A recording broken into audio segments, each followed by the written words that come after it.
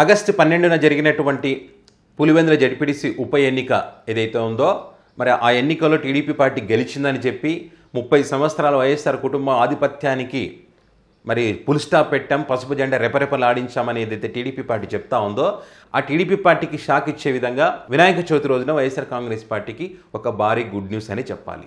Pulivendula ZPTC ఉప ఎన్నికకు సంబంధించి ఢిల్లీ కమిషన్ రంగంలోకి దిగబోతోంది. ఇప్పటికే ఆ కడప జిల్లా కలెక్టర్ గారికి 15 రోజుల గడువు ఇచ్చింది, నోటీసులు కూడా పంపించింది ఈ ఎన్నికలకు సంబంధించి. సో వాటికి సంబంధించినటువంటి పూర్తి వివరాలు మనం వీడియోలో మాట్లాడుకుంటే, ఎప్పుడైనా సరే ప్రజాస్వామ్యం కూని అవుతుందన్నప్పుడు ప్రశ్నించాలి. మనం ప్రశ్నించినా దాని ఫలితం ఉంటుందా లేదా అని చెప్పి మనం అడగకుండా అలాగే ఉంటే ప్రజాస్వామ్యాన్ని కూని చేస్తూ ఉంటారు. మన ఓటు హక్కుని వాళ్ళు వినియోగించకుండా అడ్డుకుంటారు, రౌడీజం చేస్తారు, గుండాయిజం చేస్తారు, ఇంకా ఏమైనా చేస్తారు. సో మొన్న జరిగినటువంటి 2024 ఎన్నికల్లో మరి ఈవీఎంల హ్యాకింగ్ జరిగింది, ఓట్ల గల్లంతయ్యాయని చెప్పి చాలామంది పోటీ చేసినటువంటి ఎమ్మెల్యేలు కానీ చాలామంది ప్రజలు కానీ మా ఓటు ఏమైంది మేము ఈ పార్టీకే వేసామని చెప్పినప్పటికీ కూడా మరి వైఎస్ఆర్ కాంగ్రెస్ పార్టీ దానికి సంబంధించి స్పందించలేదు. చాలా ఆలస్యంగా స్పందించింది. అది కూడా ఎప్పుడు దేశవ్యాప్తంగా ఇదే రకమైనటువంటి పరిస్థితులు ఉన్నాయని చెప్పి, అదేవిధంగా ఆంధ్రప్రదేశ్కి సంబంధించి 12.5% ఓటింగ్ తేడా వచ్చిందని చెప్పి ఓట్ ఫర్ డెమోక్రసీ వాళ్ళు ప్రశ్నించడం, ఎన్నికల కమిషన్ని ఇట్లా అనేక మంది ప్రశ్నించిన తర్వాత వీళ్ళు స్పందించారు. అప్పటికే పుణ్యకాలం కాస్త గడిచిపోయింది. సో ఇప్పుడు ఏదైతే పులివెందుల జడ్పీటీసీ ఉప ఎన్నికకు సంబంధించి మాత్రం అలాంటి తప్పు చేయకుండా అక్కడ జరిగినటువంటి అన్యాయానికి సంబంధించి మరి మొన్న తనుజ గారు అరకు ఎంపీ, వైసీపీ ఎంపీ మరి జాతీయ షెడ్యూల్ కులాల కమిషన్ కలిసి ఒక వినతి పత్రం ఇవ్వడం, ఒక డాక్యుమెంటు ఈ ఎన్నికల తీరుకు సంబంధించి ఒక డాక్యుమెంటు, ఒక వీడియో, కొన్ని ఆధారాలతో అన్నీ కూడా అక్కడ వారికి సమర్పించడం జరిగింది. అదేవిధంగా ఈ పులివెందులలో ఉన్నటువంటి ఓటర్లు ఇద్దరు మరి జాతీయ షెడ్యూల్ కులాల కమిషన్కి కంప్లైంట్ ఇచ్చారు. ఒకటి జనార్దన్ అనే పర్సన్ ఒకరు, అదేవిధంగా ఓబ్లేష్ అనేటువంటి ఇద్దరు వ్యక్తులు ఆగస్టు 21న కంప్లైంట్ ఇవ్వడం జరిగింది. మరి కంప్లైంట్ ఇస్తే ఏమవుతుంది? సాధారణంగా అందరు కంప్లైంట్ ఇస్తారు, ఇచ్చినంత మాత్రం ఏమవుతుందా అని అనుకుంటే పొరపాటే. ఇక్కడ ఎన్సీఎస్సీ చాలా సీరియస్గా తీసుకొని రంగంలోకి దిగింది. వీళ్ళు ఇచ్చిన 3-4 రోజుల్లోనే మరి జిల్లా కలెక్టర్కి నోటీసులు పంపించారు. వీళ్ళు ఏదైతే చెప్తా ఉన్నారో అక్కడ రౌడీయిజం చేసి పులివెందుల జడ్పీటీసీ ఉప ఎన్నిక గెలిచారు, ముఖ్యంగా ఎస్సీ ఎస్టీలకు సంబంధించిన ఓటు హక్కు వినియోగించుకుంటూ అడ్డుకున్నారు. ఇది చాలా పెద్ద నేరం.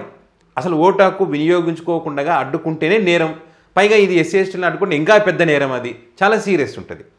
సో ఆ రకంగా అడ్డుకున్నారు కాబట్టి దానికి సంబంధించినటువంటి వివరాలు జిల్లా కలెక్టర్ గారు మీ దగ్గర ఉన్నటువంటి వివరాలు ఏంటి, అక్కడ విచారణ చేపట్టి నిజంగానే ఓటు హక్కు వినియోగించుకున్నారా లేదా, మరి మీరు ఒకవేళ మీ దృష్టికి వస్తే మీరేం చర్యలు తీసుకున్నారు అనేటువంటి విషయాలన్నీ కూడా జిల్లా కలెక్టర్ గారు మరి ఎన్సీఎస్సీకి సమర్పించాల్సి ఉంటుంది. అది డైరెక్ట్గా ఇవ్వచ్చు, డాక్యుమెంట్ రూపంలో ఇవ్వచ్చు, వేరే రకంగానే ఇవ్వచ్చు, కానీ ఖచ్చితంగా ఇచ్చి తీరాల్సిందే. లేకపోతే ఇక్కడ ఎన్సీఎస్సీకి ఆర్టికల్ 338 ప్రకారం రాజ్యాంగం కల్పించినటువంటి దాని ప్రకారము సీరియస్గా వాళ్ళపైన యాక్షన్ తీసుకోవడానికి అవకాశం ఉంటుంది. ఇక్కడ ఎస్సీ ఎస్టీలు ఆర్టికల్ 326 ప్రకారం ఓటు హక్కు వినియోగించుకోవడం అనేటువంటిది రాజ్యాంగం కల్పించినటువంటి హక్కు. వాళ్ళపైన హింస జరిగినా, దాడులు జరిగినా, ఏం జరిగినా ఏ రకంగా అయితే ఉంటుందో ఇక్కడ ఓటు హక్కు కూడా అదే రకంగా ఉంటుంది. వినియోగించుకుని అడ్డుకుంటే కూడా అదే రకమైనటువంటి శిక్ష, నేరం ఉంటుంది, చాలా సీరియస్గా ఉంటుంది. కాబట్టి వీళ్ళు స్పందించకపోతే 15 రోజులు గడువు ఇచ్చారు, 15 రోజులు వాళ్ళు చెప్పకపోతే కనుక ఖచ్చితంగా సివిల్ కోర్టు ద్వారా వాళ్ళ ఆదేశాలు ఇచ్చేటువంటి అవకాశం ఉంటుంది. ఈ విచారణలో కనుక మొత్తం వీళ్ళు ఏదైతే చెప్తా ఉన్నారో వైఎస్ఆర్ కాంగ్రెస్ పార్టీ కానీ మరి ఇద్దరు ఫిర్యాదుదారులు కానీ మరి ఎన్సీఎస్సీకి ఏదైతే చెప్పారో ఆ అంశాలన్నీ పరిగణలోకి తీసుకొని మరి ఈ అంశాలకు సంబంధించి న్యాయస్థానం దృష్టికి వెళ్ళినప్పుడు న్యాయస్థానం ఏ రకంగా స్పందించింది. ఇక్కడ విచిత్రం ఏంటంటే 15 చోట్ల రీపోలింగ్ జరగాలని మీరు కోరుకున్నప్పుడు 2 చోట్ల మాత్రమే జరపాలని చెప్పి కోర్టు కూడా చెప్పింది. సో ఈ అంశాలన్నీ కూడా పరిగణలోకి తీసుకుంటారు, వాళ్ళు విచారణ చేస్తారు, ఒక నివేదిక తీసుకుంటారు, అన్ని పరిశీలించిన తర్వాత న్యాయస్థానం దృష్టికి తీసుకెళ్తారు, మళ్ళీ రాష్ట్రపతి గారి దృష్టికి తీసుకెళ్తారు, ఎన్నికల కమిషన్ దృష్టికి తీసుకుపోతారు. సో నిజంగా ఎస్టీ ఎస్సీల ఓటు హక్కును వినియోగించుకోకుండా అడ్డుకునింటే కనుక నిజమని తేలితే 100కి 200% పులివెందుల ఉప ఎన్నిక రద్దు అవుతుంది. ఎన్నిక జరిగినటువంటి తీరు 2 తెలుగు రాష్ట్రాల ప్రజలు, అదేవిధంగా వేరే రాష్ట్రాలు కూడా ఈ ఎన్నికకు సంబంధించి చర్చ జరిగింది. ఉప ఎన్నికనే కదా అని చెప్పి ఎవరు లైట్ తీసుకోలేదు. ఎందుకంటే జగన్మోహన్ రెడ్డి గారు ప్రాతినిధ్యం వహిస్తున్నటువంటి నియోజకవర్గం కాబట్టి ఏ రకంగా ఉండబోతోంది అనేటువంటి ఒక ఆసక్తి అందరిలో నెలకొన్నటువంటి క్రమంలో మరి ఎవరిని కూడా అక్కడ ఓట్లు వేసుకునేటువంటి అవకాశం కల్పించలేదు. వేరు ప్రాంతాల నుంచి తీసుకొచ్చి ఓట్లు వేయించారు. అది కూడా ఎంత దారుణం అంటే కలెక్టర్ గారు పక్కన ఉంటే ఒక దొంగ ఓటర్ వచ్చి ఓటర్ వేస్తాడు అక్కడ. ఇలాంటి ఎవిడెన్స్ కూడా అక్కడ సమర్పించడం జరిగింది. ఎంత దారుణం అనేది.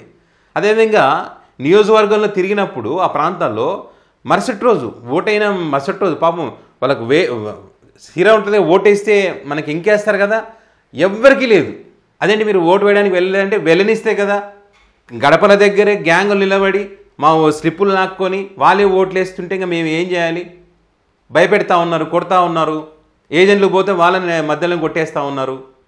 ఈ వార్డు నుంచి వస్తున్నారంటే అక్కడ ఆపేయడం, వాళ్ళ ఓటర్ స్లిప్ తీసుకోవడం, వేరే నియోజకవర్గాల నుంచి పిలిపించడం, ఓట్లు వేయడం. వారికి పోలీసు అధికారులు కూడా సహకరించినటువంటి తీరు. జెడ్పీటీసీ ఉప ఎన్నికనే కదా, పోతే పోయింది, ఎందుకు దీని గురించి పెద్ద రాద్ధాంతం చేస్తామని చెప్పి కొంతమంది అనొచ్చు. కానీ ఇది చిన్నదే కదని వదిలేస్తే ఆల్రెడీ ఒక పెద్దది జరిగిందని ఒక చర్చ నడుస్తూ ఉంది. మళ్ళీ ఇలాంటివి కొనసాగుతూనే ఉంటాయి.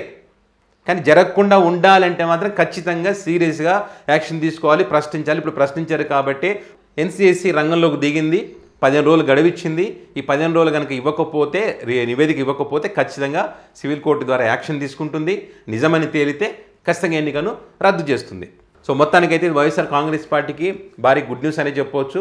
టీడీపీ పార్టీకి మాత్రం వాళ్ళు గెలిచిన ఆనందం అయితే వాళ్ళలో లేదు. ఎందుకంటే వాళ్ళు ఏ రకంగా గెలిచారని మనకు తెలుసు కాబట్టి. సో చూద్దాం ఈ ఎన్నికకి సంబంధించి ఇంకేం జరుగుతుంది అన్నది.